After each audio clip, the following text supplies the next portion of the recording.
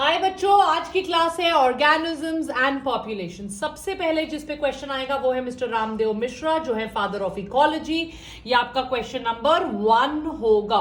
इसके अलावा आप एक बार पढ़ सकते हैं, but it is not so important, but this definitely is an MCQ question. इसके बाद अगर आप इधर आएंगे तो ये जो हाउ टाइप के क्वेश्चंस होते हैं, इनका आपको मैकेनिज्म जानना जरूरी है, जो एनसीईआरटी में क्लियरली मेंशन किया हुआ है। नाइट ब्लूमिंग फ्लावर्स व्हाइट क्यों होते हैं? So that they can shine in the night and they can attract the moths. How does the bee know which flower has nectar? Because there are nectiferous glands. It is colorful. How do cactus have so many thorns? Because all the leaves are modified into thorns to avoid water loss by transpiration. इस type के questions आते हैं, right? This is very very important. आ जाइए, ecology एक subject है जो interactions among organisms and between organism and the physical environment देता है। तो ये एबायोटिक वर्ड आपके लिए इंपॉर्टेंट है, right?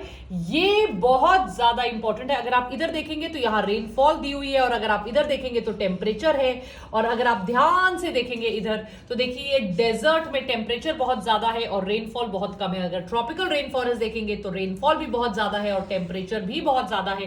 That is your tropical rain forest. ये बहुत ज्यादा इंपॉर्टेंट है। So this is something which you should know. जब टेम्परेचर बहुत कम है और रेनफॉल कम है, Arctic and alpine tundra, right? This is something which comes. So precipitation बहुत इंपॉर्टेंट है। precipitation के दो फॉर्म्स होते हैं, रेन भी हो सकता है, स्नो भी हो सकता है। This is very important. इस चार्ट को आप प्लीज याद रखिएगा। 13.2 में इंडिया के मेजर बायोम्स बताए गए हैं, राइट? तो ये स्टार्ट हो जाता है स्क्रॉचिंग डेजर्ट ऑफ राजस्थान से मेघालय के रेन फॉरेस्ट तक, डीप ओशन ट्रेंचेस, परमाफ्रॉस्ट जो हमेशा सोलर जो हमेशा फ्रोजन रहते हैं। So this is very very important. आइए, अब क्या है वो की फैक्टर्स, जो की एलिमेंट्स हैं जो इतनी वेरिएशन लेकर आते हैं? तो इसमें temperature, water, light and soil बहुत इंपॉर्टेंट है। ये आपको चारों के चारों याद होने चाहिए।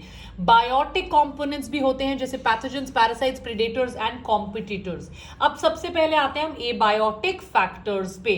तो एबायोटिक फैक्टर सबसे इंपॉर्टेंट है टेम्परेचर। आपको पता है कि टेम्परेचर जो है वो पोल्स की तरफ ज्यादा होता है और इक्वेटर की तरफ ज्यादा होता है, और जैसे ही हम पोल्स की तरफ मूव करते हैं टेम्परेचर जो है वो कम होता जाता है, राइट एवरीबॉडी? तो जैसे मैंगो ट्रीज है, can not grow in temperate countries like Canada and Germany, वो ट्रॉपिकल एरियाज में ही लगेंगे। स्नो लेपर्ड्स जो है वो केरला में नहीं उगेंगे। तो this is very important for temperature. Major biomes of India में ट्रॉपिकल रेन फॉरेस्ट है, जो आपके असम, मेघालय, मणिपुर वगैरह में पाए जाते हैं। डेसिडुअस फॉरेस्ट है, राइट? डेसिडुअस फॉरेस्ट आपके पाए जाएंगे Haryana, Punjab, desert Rajasthan, and sea coast will be towards the peninsular India. आइए, अब टेम्परेचर के हिसाब से आपको पता होना चाहिए, कई ऑर्गेनिजम्स ऐसे होते हैं जो वाइड रेंज ऑफ टेम्परेचर्स को टॉलरेट करते हैं, इन्हें यूरीथर्मल कहा जाता है, और कई बहुत नैरो रेंज ऑफ टेम्परेचर में रहते हैं, इन्हें स्टीनोथर्मल कहा जाता है। ये डेफिनेशंस बहुत ज्यादा इंपॉर्टेंट है। जैसे आपका पोलर बेयर हो गया, आर्कटिक फॉक्स हो गया, ये स्टीनोथर्मल हैं। Is that clear? नेक्स्ट आपका वाटर है। वाटर के ऊपर आपको दो वर्ड्स पता होने चाहिए। कई जो वाइड रेंज ऑफ सैलाइनिटी को टॉलरेट कर लेते हैं, यूरी हेलाइन, और जो नैरो रेंज ऑफ सैलाइनिटी है वो स्टीनो हेलाइन। आपको एक चीज और पता होनी चाहिए, aquatic organisms chemical composition, pH और वाटर पे भी डिपेंडेंट होते हैं। सॉल्ट कॉन्सेंट्रेशन जो है वो सैलाइनिटी इन पार्ट्स पर 1000 में मेजर किया जाता है, पर मिलियन में नहीं है। इनलैंड वाटर्स में 5 से कम है, 30 से 35 तक सी में, और जो बहुत ज्यादा है वो हाइपरसैलाइन लगून्स हैं। आ जाइए आप लाइट पे। लाइट पे यहाँ यूवी रेज मेंशन है, इस पे क्वेश्चंस आता है। Light is very important because optimum photosynthesis जो है वो लाइट पर होता है। प्लांट्स जो है वो लाइट पर डिपेंडेंट होते हैं, और एनिमल्स फिर प्लांट्स पर डिपेंडेंट होते हैं। Is that clear everybody? Deep oceans जो हैं वो बहुत डार्क है, और इनमें सोर्सेज जितने भी चीजें हैं वो केमिकल्स की वजह से ही सिंथेसिस करेंगी, ना कि लाइट वाला फोटोसिंथेसिस। यूवी रेडिएशन जो है वो हार्मफुल टू ऑर्गेनिजम्स है, इस पे क्वेश्चंस आता है। नेक्स्ट हम आते हैं सॉइल पे। सॉइल की फॉर्मेशन कहलाती है पेडोजेनेसिस। यहां पर सॉइल का पीएच, मिनरल कॉम्पोजिशन, टोपोग्राफी बहुत ज्यादा इंपॉर्टेंट फैक्टर्स हैं जो सॉइल के हैं। इन एबायोटिक फैक्टर्स को आप कैसे रिस्पॉन्ड करते हो? इन एबायोटिक फैक्टर्स पे रिस्पॉन्ड करने के 3 तरीके, कॉन्फॉर्म, रेगुलेट, पार्शियल रेगुलेटर्स। इनकी डेफिनेशन हमें बहुत डिटेल में पता होनी चाहिए। 100% इन पे क्वेश्चंस आते हैं। सबसे पहले यहां पर आपको होना चाहिए वो ऑर्गेनिज्म जो कांस्टेंट इंटरनल एटमॉस्फेयर बना सके, वो होम्योथर्म्स है। जो कांस्टेंट इंटरनल ना बना पाए वो पोइकिलोथर्म्स है। यहां पर इन्होंने होम्योस्टेसिस भी दिया हुआ है, जो कांस्टेंट इंटरनल एटमॉस्फेयर बना सकते हैं, जो कांस्टेंट बना सकते हैं। देखिए होम्योस्टेसिस दिया हुआ है। बेस्ट होता है एक ऑर्गेनिज्म के लिए अप टू 25 डिग्री सेल्सियस। अगर उससे ज्यादा टेम्परेचर हो जाए तो वो ऑर्गेनिज्म अपनी जो what ever way of living it is उसको छोड़ देगा। The organism will undergo hibernation. तो समर स्लीप और विंटर स्लीप अलग अलग होती हैं। अभी मैं आपको बताऊंगी रेगुलेशन, कॉन्फॉर्मेशन, माइग्रेशन, सस्पेंशन क्या है। जो होम्योस्टेसिस को मेंटेन कर सके, constant body temperature, osmotic concentration को मेंटेन कर सकें, that is called as regulators. Mammals इसमें आते हैं और इसीलिए बहुत ज्यादा सक्सेसफुल है। Is that clear everybody?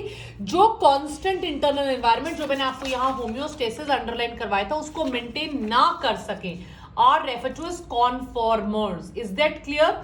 Conformers constant internal atmosphere को नहीं मेंटेन कर सकते। स्मॉल एनिमल्स का लार्ज सरफेस एरिया होता है, बहुत इंपॉर्टेंट है आर्कटिक एरियाज के लिए। स्मॉल एनिमल्स का लार्ज सरफेस एरिया होता है, इसलिए कभी भी बहुत छोटे एनिमल्स पोल्स पे नहीं पाए जाते।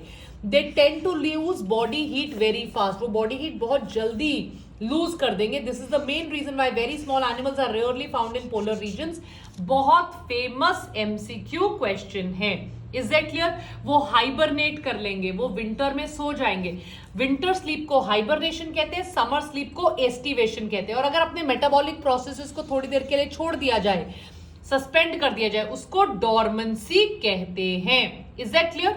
अगर अपने जगह को छोड़कर they go somewhere else, that is refer to as migration. जो साइबेरियन बर्ड्स करते हैं, that is why they come to the Keoladeo National Park, Bharatpur bird sanctuary, जिसे कहा जाता है। समर में जो सोते हैं उसे एस्टिवेशन कहते हैं। विंटर में जो स्लीप होती है उसे हाइबरनेशन कहते हैं। बहुत सारे ऑर्गेनिजम्स बाहर के टेम्परेचर के हिसाब से अपने को अडेप्ट करते हैं, that is refer to as adaptation, right? Kangaroo rat जो है वो बिना पानी पिए रह सकता है, फैट ऑक्सीडेशन से उसको पानी मिलता है, वो उसकी अडेप्टेशन है। डेजर्ट प्लांट्स में लीफ सरफेस नहीं होता, उनमें थॉर्न्स होते हैं, so that water loss by stomata नहीं होगा। फर्स्ट पेज का क्वेश्चन। इनके पास क्रैसुलेसियन एसिड मेटाबॉलिज्म भी होता है, for example Opuntia. In questions को छोड़कर आपके पास कोई भी और क्वेश्चन नहीं आएगा, राइट? मैमल्स जो कोल्डर क्लाइमेट के होंगे उनमें शॉर्टर ईयर एंड लिम्स होंगे टू मिनिमाइज हीट लॉस। इसे एलन्स रूल कहा जाता है। Is that clear everybody? Right? अब आगे बढ़ते हैं। जब भी आप हाई एल्टीट्यूड पे जाते हो आपको एल्टीट्यूड सिकनेस होती है, आपकी बॉडी में आरबीसी बढ़ भी जाएगा, इसे पॉलीसाइथीमिया वेरा कहा जाएगा। वो एल्टीट्यूड सिकनेस इसीलिए हुआ है क्योंकि लो ऑक्सीजन अवेलेबिलिटी के लिए कॉम्पनसेशन में आरबीसी प्रोडक्शन बढ़ेगी। Is that clear? Are you all understanding? Humans बहुत नैरो टेम्परेचर रेंज में रह सकते हैं, बट आर्किया बैक्टीरिया होते हैं जैसे थर्मोफिलस एक्वेटिकस जो बहुत ज्यादा टेम्परेचर रेंज में भी रह सकते हैं, राइट? फिशेस जो है वो आर्कटिक वाटर में सर्वाइव करती हैं because they are able to regulate their temperature. Is that clear? इनके पास स्पेशल एंटी फ्रीज एंजाइम्स होती हैं। अगर आप लिजर्ड्स को देखोगे वो दिन में आकर धूप सेकती हैं क्योंकि रात को डेजर्ट्स में बहुत ठंडा हो जाता है। कई एनिमल्स बरो करके हीट से एस्केप करते हैं। ये सारी क्या हैं? ये सारी की सारी अडेप्टेशंस हैं। क्या है बच्चों? ये सारी अडेप्टेशंस। अब आ जाइए पॉपुलेशन एट्रीब्यूट्स पे। देखिए इतना सा बच्चा बस बहुत ज्यादा नहीं है, सिर्फ 2 मोर पेजेस, तो प्लीज जल्दी से ध्यान दे दीजिए, बहुत छोटा है। आइए, पॉपुलेशन जो है वो 3 टाइप की होती है। अगर प्री रिप्रोडक्टिव पॉपुलेशन बहुत ज्यादा है तो पॉपुलेशन तो ग्रो करेगी, that is called as expanding population. अगर प्री रिप्रोडक्टिव और रिप्रोडक्टिव लगभग बराबर है, दैट इज स्टेबल। पर जापान ने क्या कर दिया, प्री रिप्रोडक्टिव पॉपुलेशन कम है, which is a declining population. So pre reproductive, reproductive, post reproductive. Post reproductive वो है जो अब और रिप्रोडक्शन नहीं कर सकते। मैं आपको एक चीज और बता दूं, सेक्स रेशियो में बहुत क्वेश्चंस आते हैं। सेक्स रेशियो इज मेल और female, right? out of the total. 60% female है, that means 60 out of 100 are females. 40% males हैं. That is referred to as the sex ratio. Is that clear everybody? Right? बहुत important है. अब आपको ये भी पता होना चाहिए क्योंकि जो जितना भी वेरिएशंस है वो पॉपुलेशन लेवल पर है, तो पॉपुलेशन इकोलॉजी बहुत इंपॉर्टेंट है क्योंकि ये इकोलॉजी को जेनेटिक्स और एवोल्यूशन से लिंक करती है. राइट? बर्थ रेट और डेथ रेट पता होने चाहिए आपको. कितने नंबर ऑफ बर्थ्स हुए out of the total population is birth rate. An individual we have birth and death, but population has birth and death rates. Is that clear? With respect to members of population क्या change हुआ है? That means अगर 20 lotus plant last year हैं, 8 new plants बने हैं, 28 हो गए total, तो बर्थ रेट कितना होगा? 8/20.4 लोटस पर ईयर. प्लीज इस कैलकुलेशन को याद रखिएगा, सेक्स रेशियो को याद रखिएगा एंड पॉपुलेशन इकोलॉजी की डेफिनेशन को याद रखिएगा. This is very very important. Age pyramids जो हैं वो बताते हैं कि एक्सपैंडिंग पॉपुलेशन अगर प्री रिप्रोडक्टिव ज्यादा है, प्री और पोस्ट अगर प्री रिप्रोडक्टिव और रिप्रोडक्टिव सेम है स्टेबल, और अगर प्री रिप्रोडक्टिव कम है तो डिक्लाइनिंग पॉपुलेशन होगी. लास्ट एरिया के हिसाब से अगर आप पॉपुलेशन को देखोगे दैट इज डेंसिटी. इसको हम हमेशा एन कहते हैं. Is that clear? एक एरिया में कितने हैं that is refer to as the population density.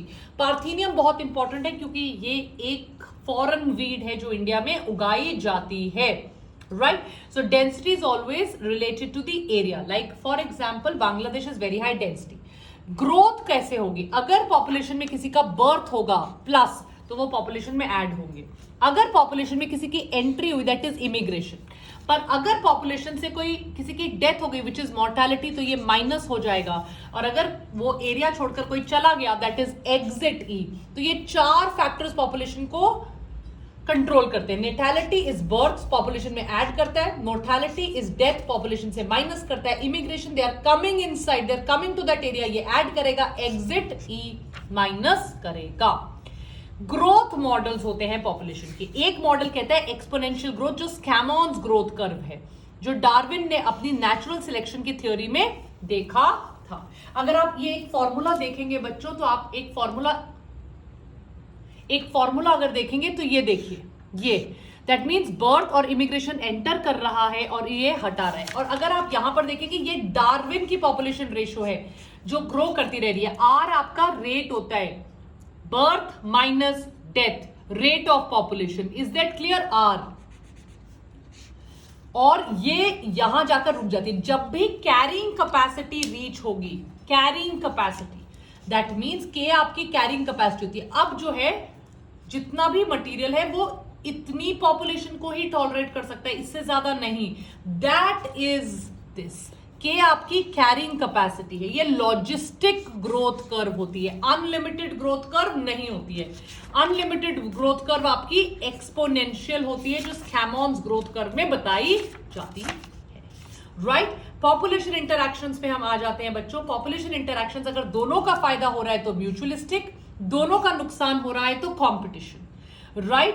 Predation एक फायदा, लायन और टाइगर ने डियर को खा लिया तो उनका फायदा, दूसरे का नुकसान. पैरासाइटिज्म, एक का फायदा दूसरे का नुकसान. फॉर एग्जांपल टेपवर्म का फायदा, ह्यूमन बीइंग का नुकसान. कमेंसालिज्म, अमेंसालिज्म. कमेंसालिज्म में एक का फायदा दूसरे को फर्क नहीं पड़ेगा, एक का नुकसान दूसरे को फर्क नहीं पड़ेगा. सारे एग्जाम्पल्स यहां दिए हुए. You have to read all of these examples. इन तीनों पेजेस में तो आपको कुछ भी लीव नहीं करना. ये अच्छे से देखिएगा. I will see you sharp at 10 o'clock. Bye guys.